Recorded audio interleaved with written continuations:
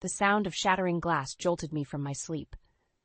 My heart raced as I fumbled for the bedside lamp, squinting at the harsh light that flooded our bedroom. James wasn't beside me. "James?" I called out, my voice trembling. "Is everything okay?" Silence greeted me, followed by muffled cursing from downstairs. I slipped on my robe and crept down the stairs, my bare feet cold against the hardwood floor.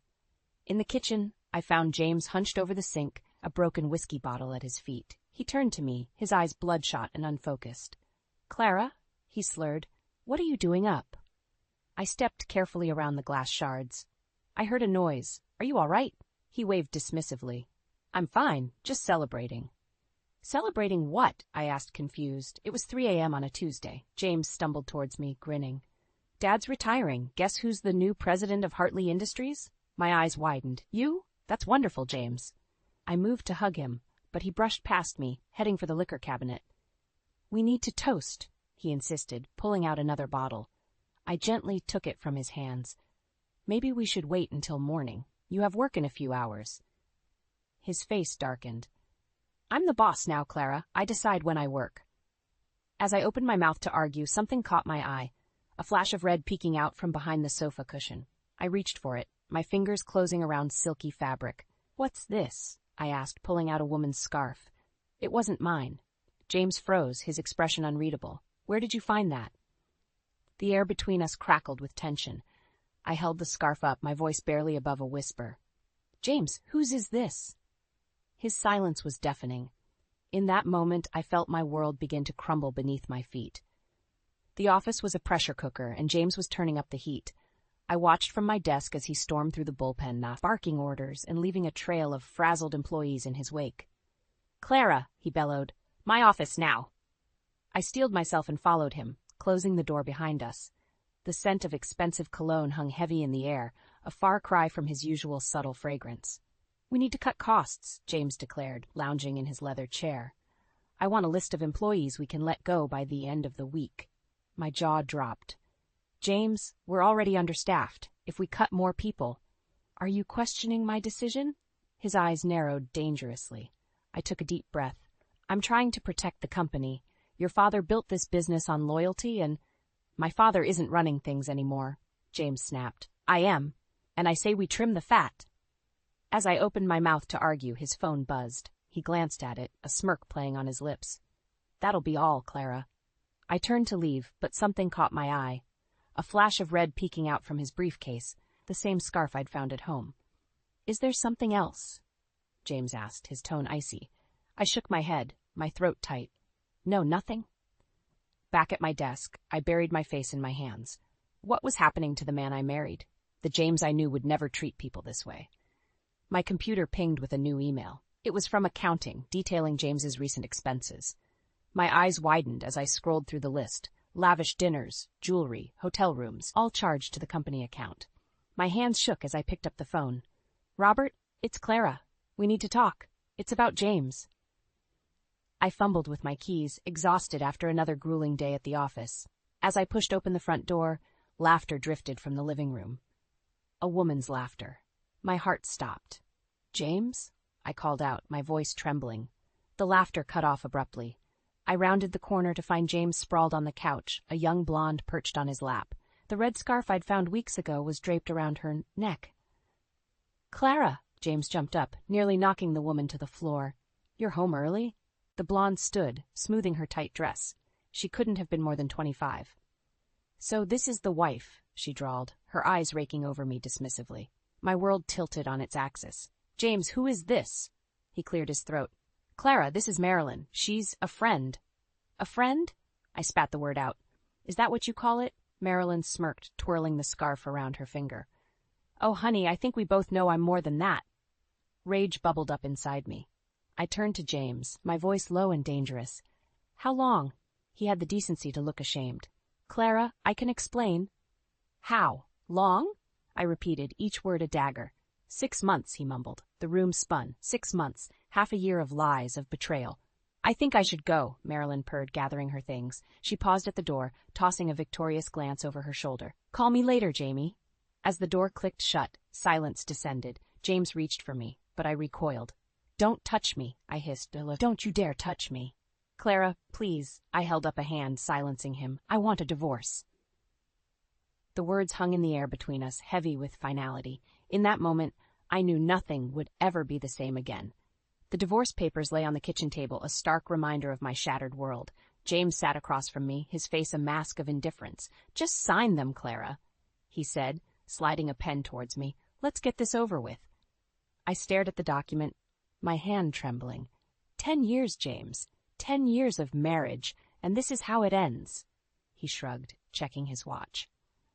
Look, I have a meeting in an hour. Can we speed this up? Anger flared within me. A meeting? With Marilyn, I assume? That's none of your business anymore, he snapped. I laughed bitterly. You made it my business when you brought her into our home. James leaned forward, his eyes cold. Face it, Clara, we've been drifting apart for years. Marilyn understands me in ways you never could. His words cut deep, but I refused to let him see my pain. And the company? What about my position there? A smirk played on his lips. Oh, didn't I mention? Your services are no longer required. Marilyn will be taking over your role. The room spun. In one fell swoop, I was losing my husband, my job, and my dignity. You can't do that, I whispered. I'm the president now, remember? I can do whatever I want. Something snapped inside me. I grabbed the pen and scrawled my signature across the papers. There, I said, pushing them towards him. You're free. I hope you and Marilyn are very happy together. James grinned, tucking the papers into his briefcase. Thanks for making this easy, Clara. I'll have my lawyer contact you about the settlement. As he stood to leave, I found my voice again. James? He turned, eyebrow raised. You may have taken my marriage and my job, but you haven't broken me. I'll rebuild my life, and I'll do it without you. For a moment, uncertainty flickered in his eyes. Then he was gone, leaving me alone with my thoughts and a newfound determination. I picked up my phone, my fingers hovering over Robert's number. It was time to forge my own path, starting now. I stood in the elevator, my box of personal belongings clutched to my chest. The doors opened, revealing the familiar office floor, my workplace for the past decade. As I stepped out, a hush fell over the room. Clara, Sarah from accounting whispered, We heard about everything. I'm so sorry. I forced a smile. It's okay, Sarah. I'm just here to clear out my desk. As I walked through the bullpen, I felt eyes on me. Whispers followed in my wake. I kept my head high, refusing to let them see me crumble. Then I saw her. Marilyn, sitting at my old desk, her legs crossed as she lounged in my chair. She smirked as I approached. Oh, Clara, she cooed, her voice dripping with false sympathy. James told me to expect you. Do you need help packing? I bit back a retort. I can manage, thank you. As I began emptying my drawers, James emerged from his office. Clara, he said, his tone businesslike. A word? I followed him, acutely aware of Marilyn's triumphant gaze boring into my back.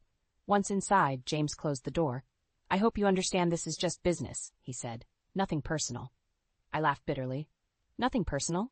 You've taken everything from me, James. My marriage, my job, my dignity. He shrugged. You'll land on your feet. You always do. As I turned to leave, a file on his desk caught my eye. Financial reports with glaring discrepancies circled in red. James noticed my gaze and quickly covered the file. That's confidential, he snapped. In that moment, I saw fear in his eyes. He was hiding something, something big. I left his office, my mind racing. As the elevator doors closed behind me, I made a decision. I wouldn't just rebuild my life. I'd expose James for whatever he was hiding, no matter the cost. I pulled out my phone and dialed Robert's number. It was time to fight back. I took a deep breath before pushing open the door to Robert's new office. The space was modest, a far cry from the opulent surroundings James now occupied at Hartley Industries. Robert looked up, his kind eyes crinkling at the corners. Clara, thank you for coming. Please sit down. As I settled into the chair, he leaned forward. I've been thinking about what you told me, about James and the company. I believe it's time we took action. My heart raced. What do you mean? I'm starting a new venture, Robert explained, and I want you to be a part of it. Your skills, your integrity, they're exactly what we need. I blinked, stunned. But Robert, after everything that's happened, he held up a hand.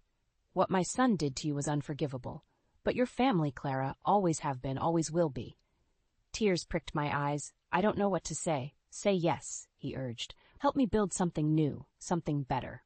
As I opened my mouth to respond, my phone buzzed. A text from an unknown number. I have info on James. Meet me at the old warehouse. My mind whirled. Could it be Marilyn? Had she discovered something about James's financial discrepancies? Clara? Robert's voice snapped me back to reality. What do you say? I stood, torn between two paths. I need some time to think. Robert nodded, understanding in his eyes. Of course, take all the time you need.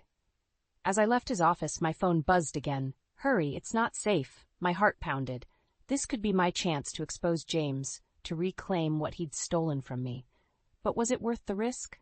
I glanced back at Robert's office, then at my phone. In that moment, I knew I had to make a choice, one that would change everything. With shaking hands, I typed a reply, "On my way."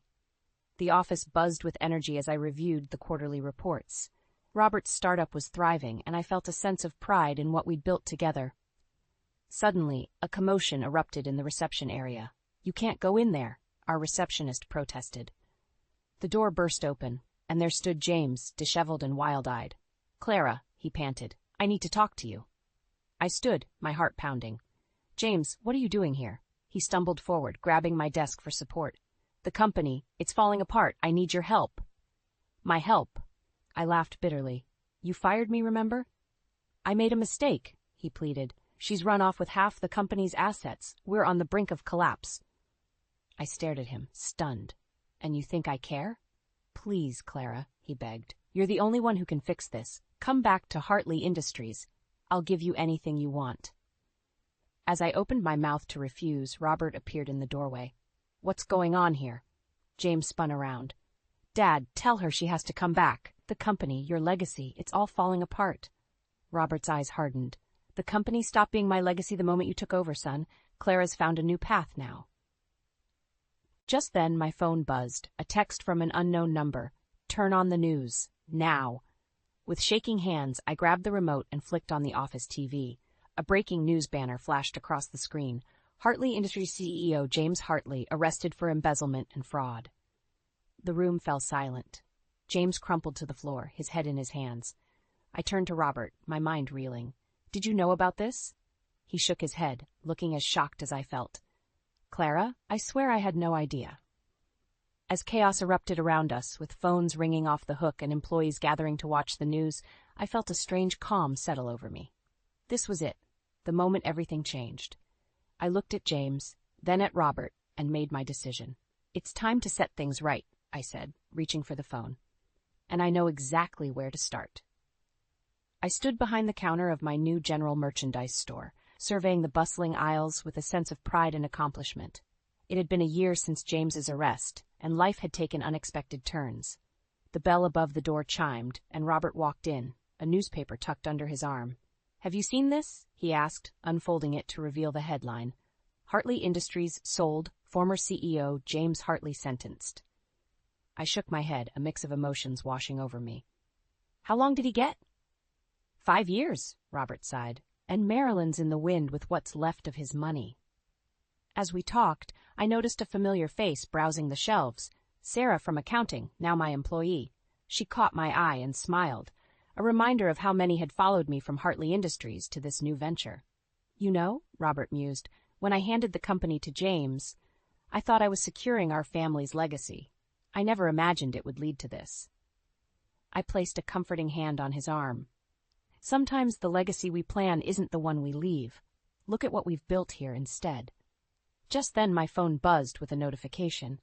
I glanced down to see an email confirming the approval of my business loan, the final piece I needed to expand and open my own department store. Tears pricked my eyes as I showed Robert the screen. "It's happening," I whispered. "Everything I've worked for." He pulled me into a warm hug. "I'm so proud of you, Clara. You've turned tragedy into triumph." As we embraced, I caught sight of my reflection in the store window. The woman staring back at me was stronger, wiser, and more resilient than I ever thought possible. "You know," I said, pulling away with a smile, "I used to think James took everything from me, but now I see he gave me the push I needed to become who I was always meant to be." Robert nodded, his eyes twinkling. "To new beginnings, then?" I raised an imaginary glass. "To new beginnings and the strength to forge our own paths." As the sun set outside, casting a golden glow over my little empire, I knew that this was just the beginning of my greatest adventure yet.